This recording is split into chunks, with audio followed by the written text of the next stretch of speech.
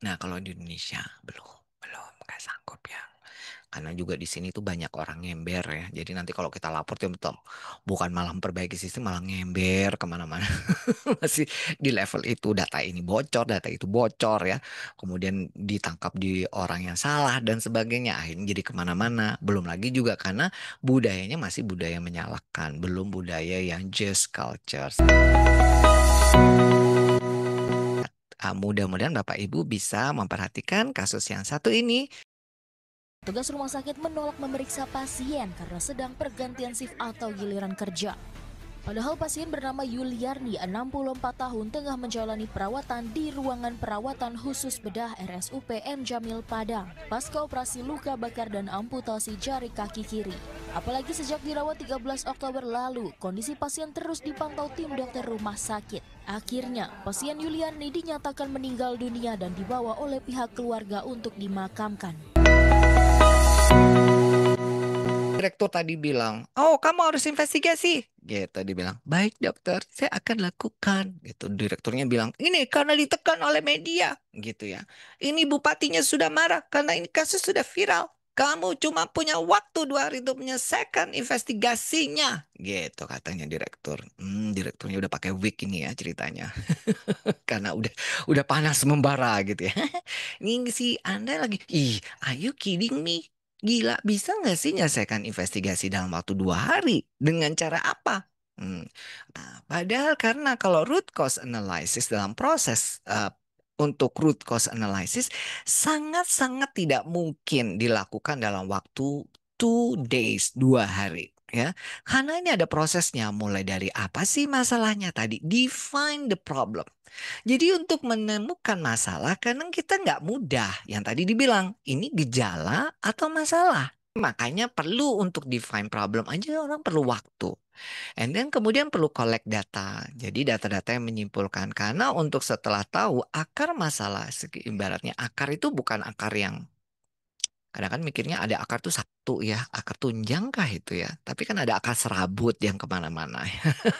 Kita cari itu akar serabut ya bayangannya. Jadi penyebabnya bisa dari beberapa sisi. Makanya Anda perlu collect the data. Jadi ngumpulin data dulu. Nah, ngumpulin data itu it takes times. Jadi nggak mungkin ngumpulin data itu hanya dalam waktu 1 jam. Mewawancarai satu orang. Dan dilakukan satu waktu. Dan kemudian Anda bilang, kami sudah melakukan RCA gitu ya. Nah ternyata untuk define the problem aja problemnya keliru misalkan. Kemungkinan penyebabnya, and then baru mengidentifikasi akar penyebabnya. Setelah kemungkinannya baru akarnya. Kemudian harus direkomendasikan apa solusinya gitu. Jadi RCA ini mulai 1, 2, 3, 4, 5 itu dilakukan semuanya. Ya. Jadi makanya kalau di luar negeri, di negara-negara maju yang mereka itu komit banget dengan patient safety, kalau ada insiden keselamatan pasien, ada kasus sentinel terutama yang cederanya berat bahkan sampai kematian, itu wajib rumah sakit melakukan investigasi dan bukan hanya melaporkan insidennya, tapi juga feedbacknya apa yang kamu lakukan dari investigasi itu dan mereka itu bukan perkara namanya siapa tapi by system apa yang perlu diperbaiki, mereka akan kayak review. Setelah itu kamu melakukan apa? Melakukan apa? Jadi kalau ada insiden keselamatan pasien sentinel, itu sampai sentinel tapi tidak melaporkan, itu rumah sakitnya bisa dapat teguran, sanksi administratif ya. Bahkan nanti bisa dalam tanda kutip kalau betul-betul nggak niat, nggak ada laporannya ya, nggak ada reviewnya, nggak ada feedbacknya, nggak ada investigasi, nggak ada mau melakukan apa kemudian solusinya, itu bisa berat. Bahkan bisa ada wacana untuk kasih sanksi administratif untuk bisa dihentikan operasionalnya karena dianggap rumah sakit tersebut tidak komitmen terhadap keselamatan pasien. Nah, kalau di Indonesia belum nggak sanggup ya.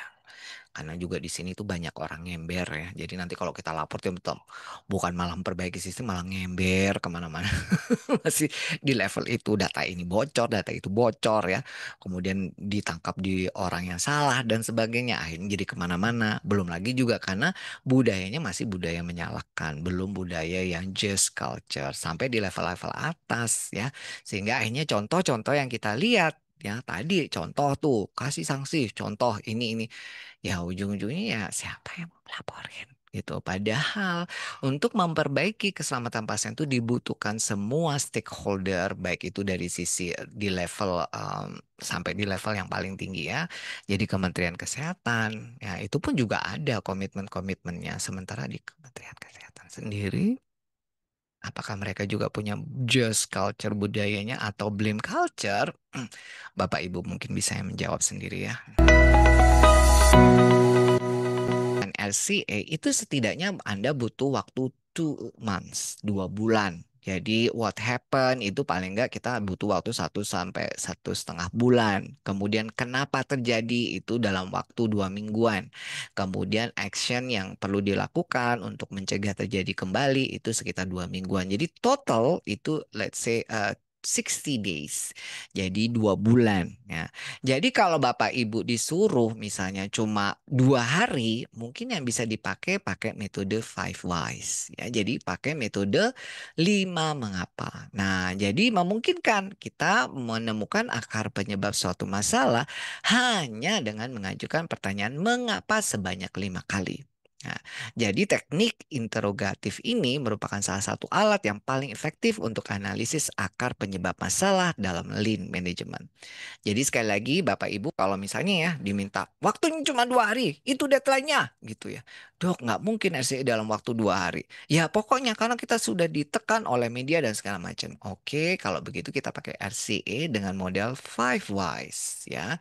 Jadi nggak pakai model yang tadi yang butuh waktu 2 bulan. Jadi Anda bisa pakai five whys, 5 whys. Jadi ditanya 5 kali. Nah, tapi ingat problemnya harus jelas dulu, jangan simptomnya ya. Jadi the problem is real, tahu. Maka Anda akan bertanya dari problem itu, kenapa? Kenapa? Kenapa? Kenapa? Kenapa? Sebanyak 5 kali ketemulah akar penyebab masalahnya.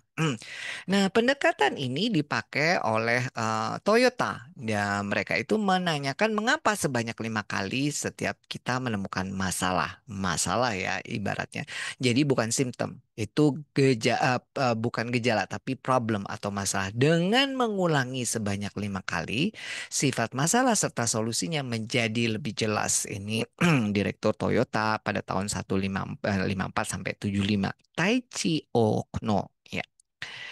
Nah, contoh yang kasus tadi ya, maka kita tanya, kenapa pasien tidak mengetahui problemnya bahwa petugas tidak mengetahui bahwa pasien telah mengalami perburukan. Ini problemnya ya. Tapi untuk tahu ini tadi ya petugas tidak tahu pasien telah mengalami perburukan, ini nggak semua orang bisa. Kecuali kalau misalnya mereka sudah paham jurnal, ini nih, jadi tahu arahnya ke sini. Tapi kalau enggak, maka nanti dibilang problemnya adalah petugas tidak menghiraukan keluarga pasien yang sedang teriak-teriak ketakutan karena pasiennya mengalami perburukan. Nah, itu kan beda lagi problemnya, ya.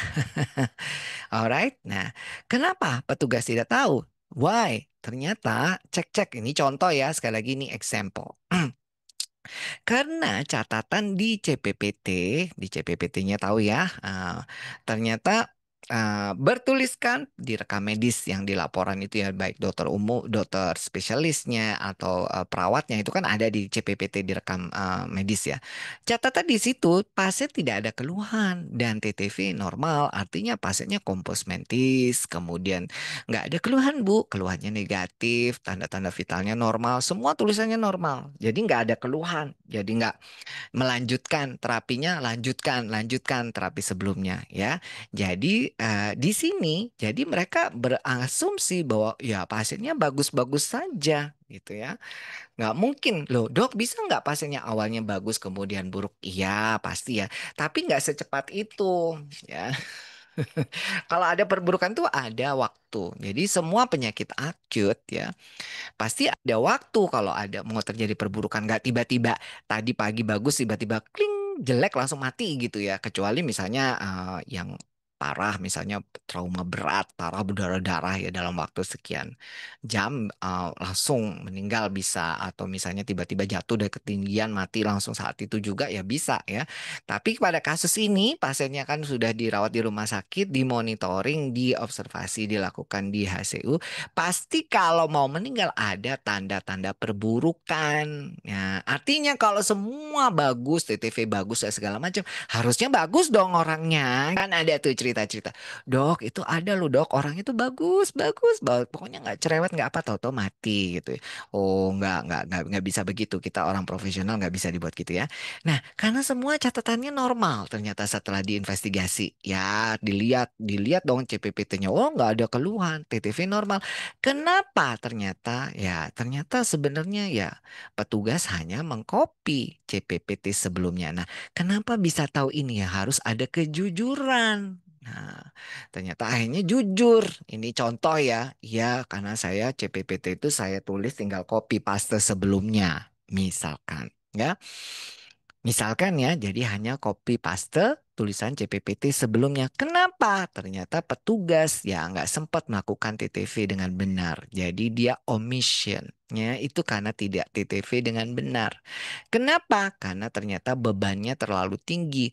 Kenapa? Ternyata jumlah stafnya kurang. Satu perawat harus ngelawat 5 pasien. Belum ini operan dan segala, belum bersihkan dan ini dan segala macam. Pokoknya banyak, bukan sekedar TTV doang, tugasnya banyak. Misalkan ya satu staf kurang. Padahal itu harus untuk HCU misalnya satu perawat itu cukup dua atau 2 orang atau 3 orang gitu. Ini disuruh ngerawat 5 orang. Yang sementara yang lain-lain yang kelihatan rame-rame itu hanya istilahnya apa tuh yang trainee itu apa ya, perawat-perawat magang yang itu yang sekolah itu kan nggak dihitung sebagai suatu perawat gitu ya.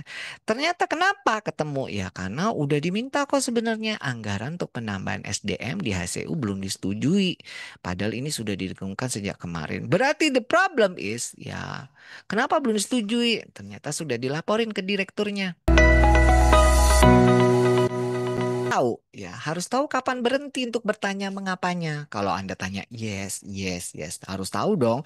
Kalau enggak nanti sampai kapan terus ya tanyanya. Nah, tanyanya minta pendapat direktur untuk berdiskusi bagaimana menyelesaikan akar masalahnya. Nah, untuk melakukan berhenti, nanti Anda bisa diskusi sama direktur. Nah, ternyata direkturnya bilang, kita ini lagi pengetatan. Ini klaim BPJS masih banyak yang dipending. Belum lagi hasil audit, ada yang mesti dikembalikan. Oh, diminta BPJS lagi. Nah, akhirnya sudah stop di sini.